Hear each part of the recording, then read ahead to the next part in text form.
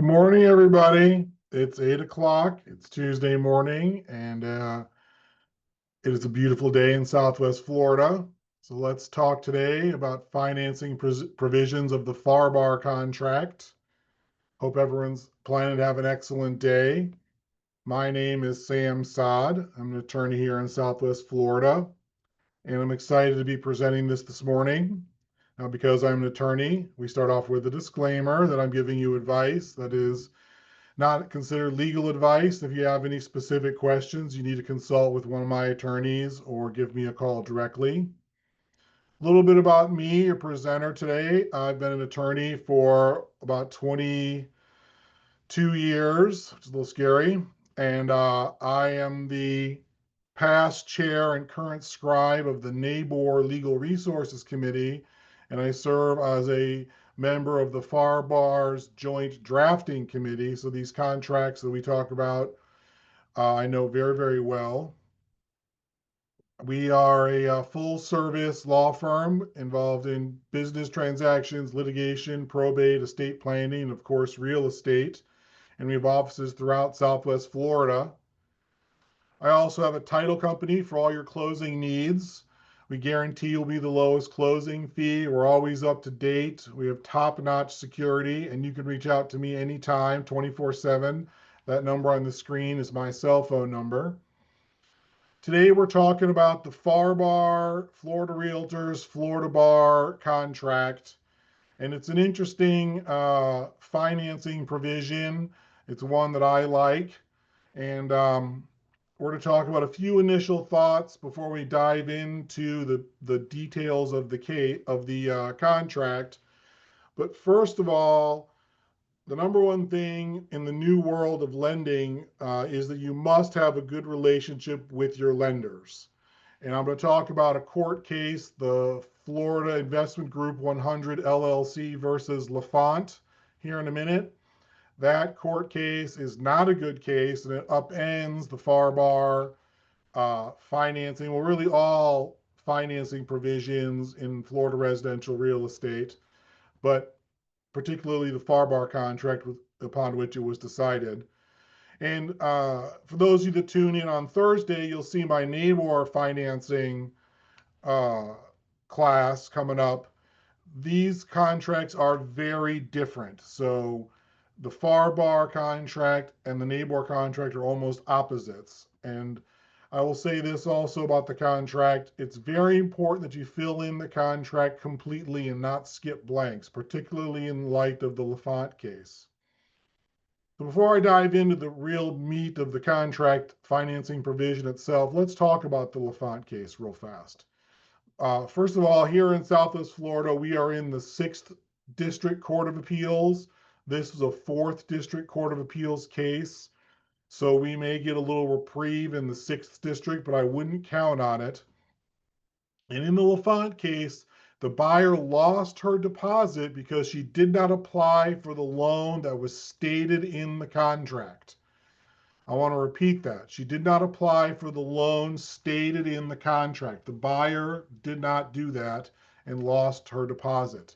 Now, the court strains itself to give the deposit to the seller because they say the buyer could not get loan approval because there was not an appraisal sufficient to meet the terms of the contract. And I don't want to dig deep into the case because it's not a great case. I don't like the reasoning very well, but it is out there and it is affecting contracts. And the short of it is you just need to be very careful that if you get different financing, then you need to amend the contract to match the loan terms. Otherwise, your buyer could be considered to be in breach of contract.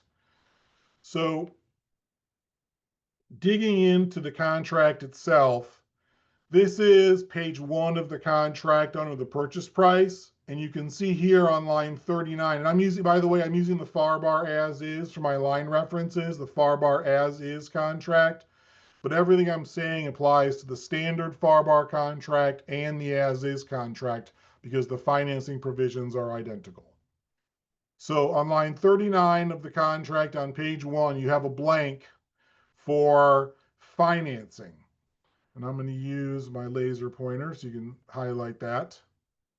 Do not skip this blank if your buyer is getting financing. You must put a loan amount in this blank.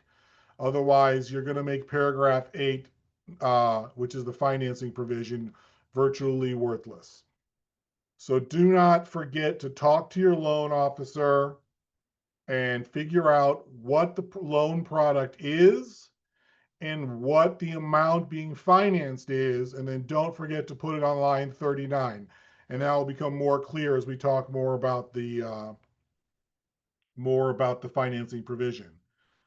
Now, what we are really not discussing today is the cash transaction.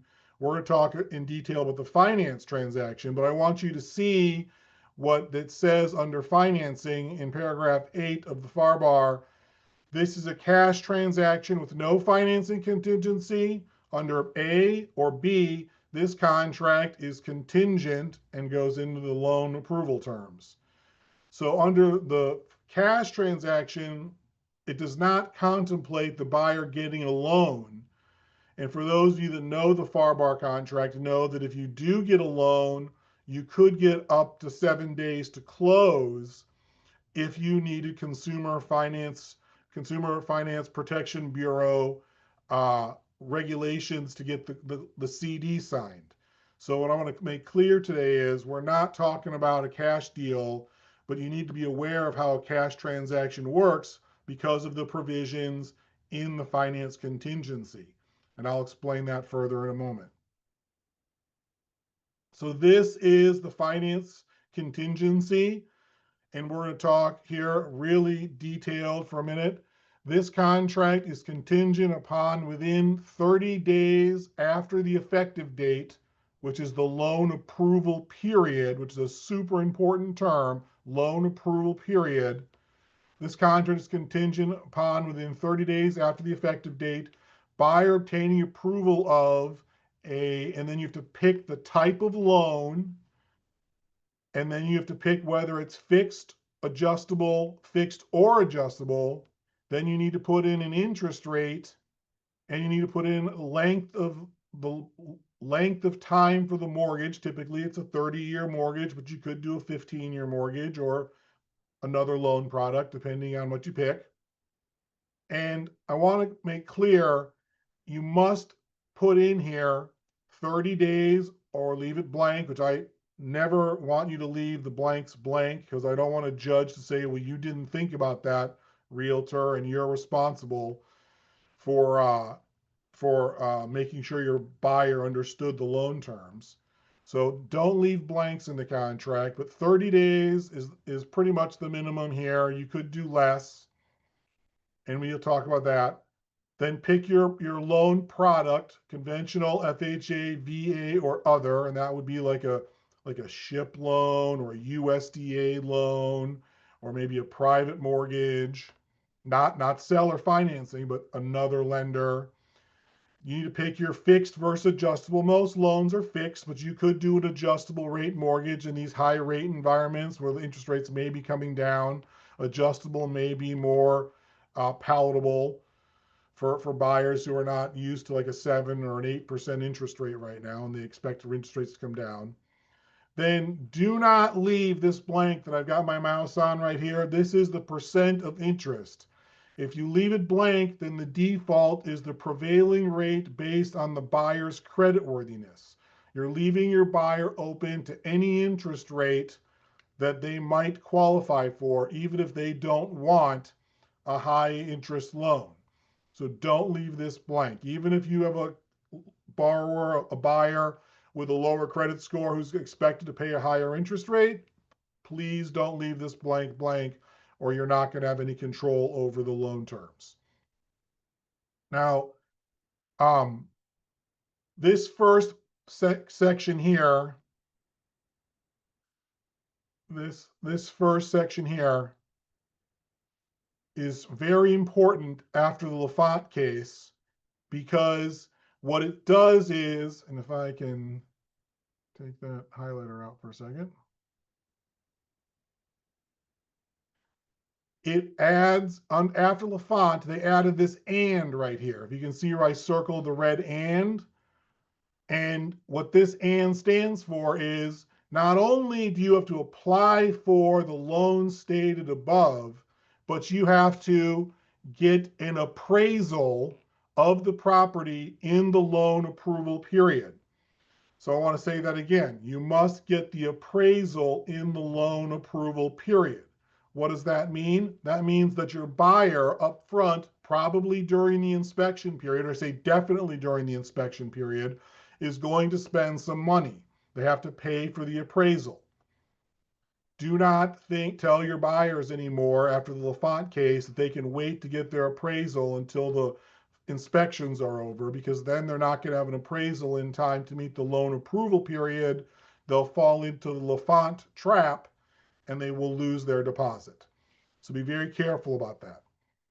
Now, the next portion here, the buyer shall make application for financing within 5 days after the effective date and use good faith and diligent effort to obtain loan approval of a loan meeting the financing and appraisal terms above. This is your loan approval. So now remember, this is a FARBAR contract. In the FARBAR contract, time is of the essence for all deadlines. If the borrower buyer does not make loan application within 5 days, they're in default and they can lose their deposits. So be very careful to meet all of your deadlines, including your deadline to make your application for loan approval. Don't skip that. If the buyer's failure to use good faith and diligent effort to obtain loan approval is a default under this contract.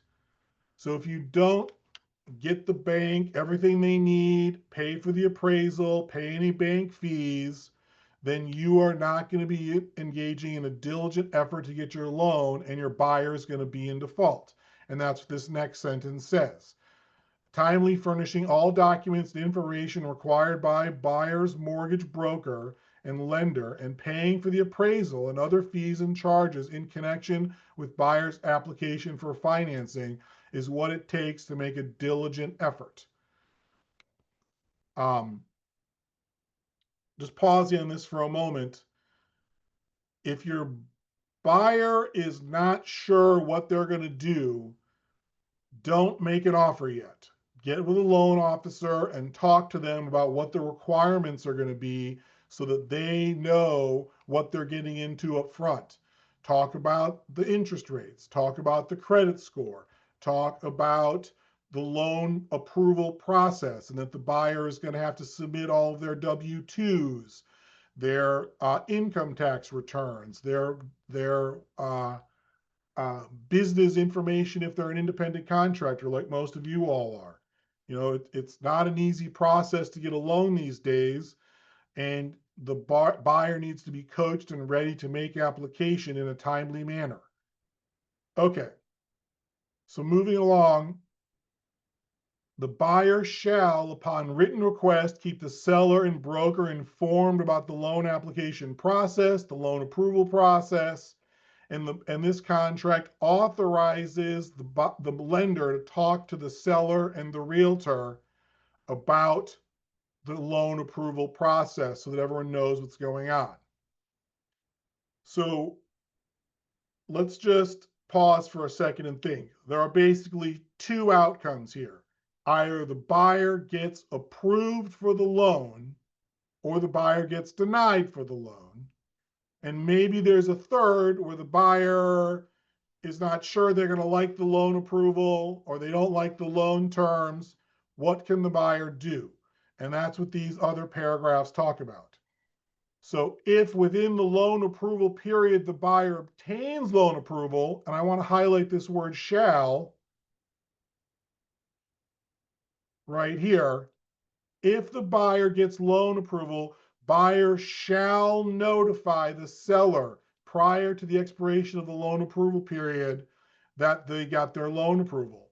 Or if the buyer is unable to obtain the loan within the loan approval period, but the buyer thinks they can get the loan approved by closing, Then the buyer needs to give notice. And again, buyer shall deliver written notice to the seller. Let me highlight that shall so you can see that one because it's super important. Shall deliver written notice to the seller confirming that the loan is approved or going to be approved prior to the expiration of the loan approval period. There's that loan approval period term again. So what does this paragraph 3 say? You must tell the seller if you get loan approval. It's not an option if you don't get loan approval, or if you get loan approval to not tell the seller. What happens if the buyer is unable to obtain loan approval or cannot meet the terms of the loan approval that's received? After exercising good faith and diligent effort, the buyer can then terminate the contract. But notice, and the buyer gets their deposit back.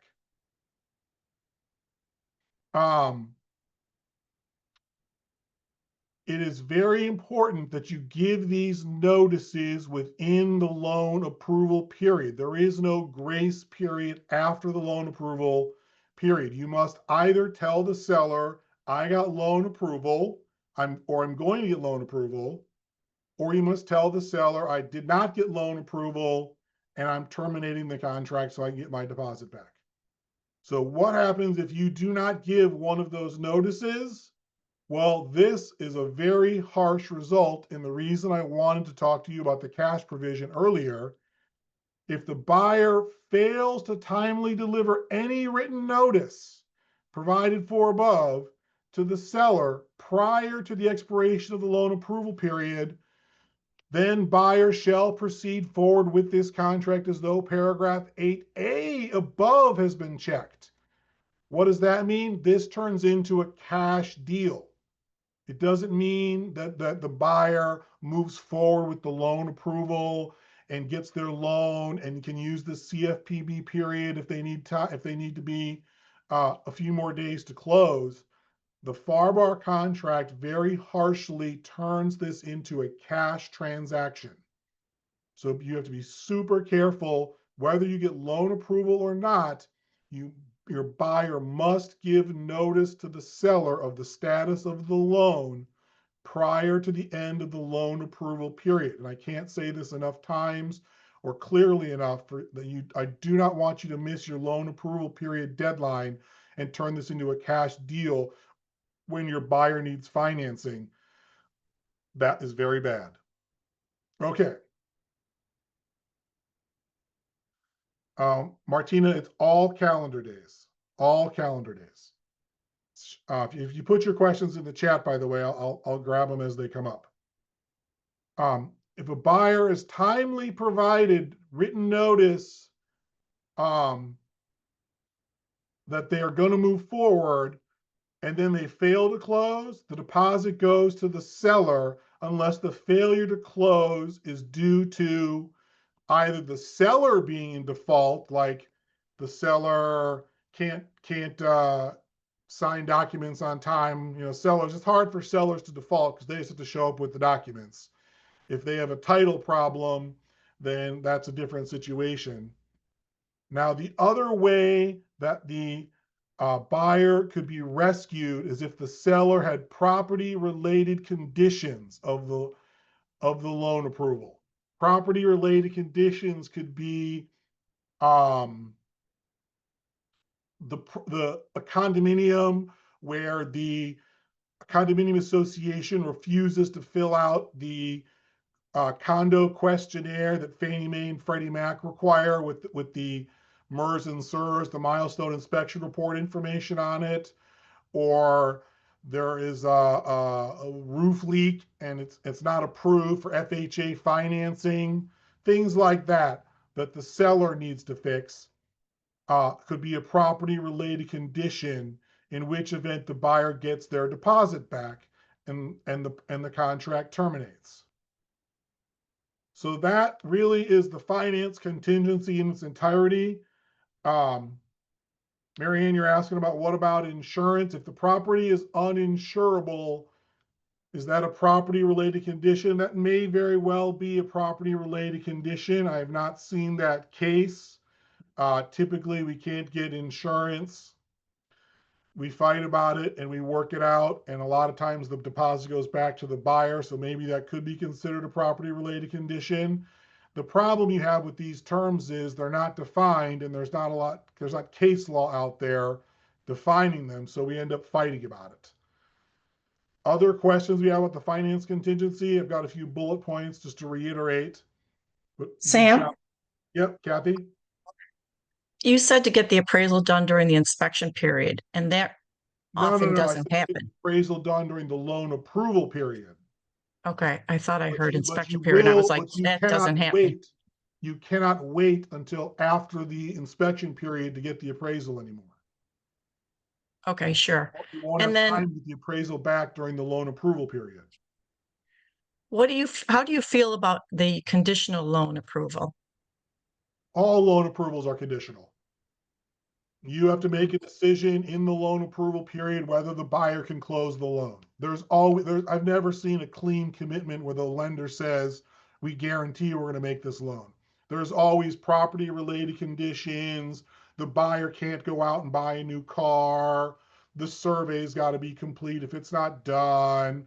There's always conditions on the loan commitment. And the loan approval is not a clear to close. It is not a clear to close. That's correct. And Right. So that I think gets this is confusing. a very dangerous thing. Yes. Thank You you. need to very carefully read. That's a very good point, Kathy. You need to very carefully read your loan commitment. And if the buyer has things that they need to do to clear the loan, the commitment to clear the contingencies in the loan commitment, you need to think hard about whether you're going to move forward as a buyer. If there are property related conditions in the loan approval in the commitment letter, then you could feel more comfortable moving forward because you have an out for that.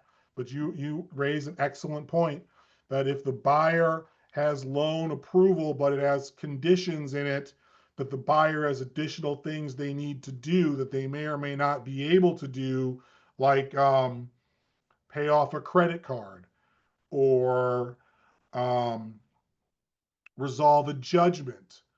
Those issues might be a cause for the buyer to terminate in the loan approval period. So you need to know those things. Guy, you asked about a contingency waiver period. I'm not sure what you're referencing there. If you want to unmute yourself and shout it out, go ahead. Batia, you're asking if the property is not appraised, is that out for the buyer? It's only in the loan approval period can the buyer get out for an appraisal issue. That's the change from the LaFont case. Sam, in the NABOR, you can put in how long the borrower, the buyer has to waive the financing contingency. And if they don't waive it, I'm trying to remember all the details. It's early. If they don't waive it, then the seller can exit the contract. That's correct. In the Yeah. NABOR contract, if the buyer does not waive the contingency, the seller can terminate at the end of after the end of the loan approval period. But that's totally the opposite and different here in the finance in FARBAR world. And let me go back to this. One thing I forgot to mention here, if the buyer does not deliver the proper notice, either moving forward or terminating, then at the end of the loan approval period, the seller has 3 days to terminate the contract and give the deposit back. Otherwise, the deposit goes hard and we go to closing and the buyer could lose their deposit. So it's a totally different regime from NABOR, guy. It's a lot of times I think of it as the opposite. You must get everything done in the loan approval period or you could lose your deposit. Whereas under NABOR, if the buyer doesn't get everything done in the loan approval period, the seller will gain the right to terminate and kick the buyer out of the deal and give the deposit back. But in FARBAR, the seller only has 3 days to do that. Then the contract goes hard and we go to closing. Kim, I do have a comparison chart. I can send that to you. So just a few bullet points to reiterate. If the buyer gets loan approval, the buyer must notify the seller. If the buyer does not get loan approval, The buyer may terminate before the end of the loan approval period. If you do not terminate or notify the seller of the approval or terminate, it's a cash deal. So be very careful about that. The seller has 3 days to terminate at the end of the loan approval period if the buyer does not notify of approval or terminate. And the seller default or property related conditions preventing the closing will give the deposit back to the buyer. So those are just some bullet points for you to think about here as we have a conversation. Last thing, very different from neighbors we've talked about. I think it's fair to both sides, but you must follow the procedures. So that's FARBAR loan approval or loan contingency. I'll take any questions that you have. Sam, I have a quick question. Sure about you. What about the buyers that we click off cash, but they're actually doing some quick loan program that the That's lender? very dangerous, especially in the FARBAR contract. Yep, you will not have any contingencies. The contract doesn't contemplate you getting a loan. If you don't hit that closing date, if that lender's money is not in escrow on the closing date, your buyer's in default. So you can do that. You want to make a stronger offer, that's okay. Just be aware of the consequences. Other questions? Sam, I have a question. Yes, If yes. there's an extension, do all the terms continue in that extension? For example, there was a closing we had where the buyer had conditions where they needed the IRS transcript and they were having difficulty receiving that. So we extended the loan. So all the other rules just continue to apply, that they need to do all their efforts. Correct. Until You basically would extend the loan approval period, and that happens a lot with those IRS transcripts. That's a good example where the borrower, the buyer, whatever, would need to extend the loan approval period or terminate to protect their deposit. Okay. If the seller says, I'm not going to wait for the IRS, then, well, the loan, the buyer may have to terminate to protect their deposit. Yeah, we had that situation where it was extended twice and they just unfortunately had an issue with getting that. But the last day on the last extension, the buyer just said they were going to have to cancel it because they never received it and they were That's able right. to get their deposit. And that'll happen to you if you're paying attention. You may have to terminate and go back in with a different lender. If your lender just can't get it done, they don't understand Florida condos. They don't understand, insurance issues. You may have to go to a different lender. And I'll tell you this: these days, what I'm seeing from the closing perspective is the lenders, the people will use these out-of-state lenders that don't really know exactly what they're doing in Florida. They get tripped up by the condo questionnaire. They get tripped up by the HOA rules and stuff that they got to review. Borrower is a independent contractor, and the loans just get very difficult to get approved. And lenders are really strict right now. Looking at the insurance is a big deal. So you get a lot of issues. Other questions? You do not need the appraisal addendum, Kathy. Marianne is asking, what if there's an appraisal contingency extending past the loan approval date? Well, if you had a separate appraisal contingency on the rider for appraisals, Marianne, then you would have an out for that during the appraisal period. That's an option. Not one a seller is likely to accept, given that the appraisal is in the loan contingency, but you could do that. Other questions? Well, we're right at 30 minutes, so I'm going to say thank you to everybody. You can always contact me offline, and I will get that chart off to you guys who asked for it. I'll just send it to the whole group here in a couple hours. Thank you, everybody. Talk to you all soon.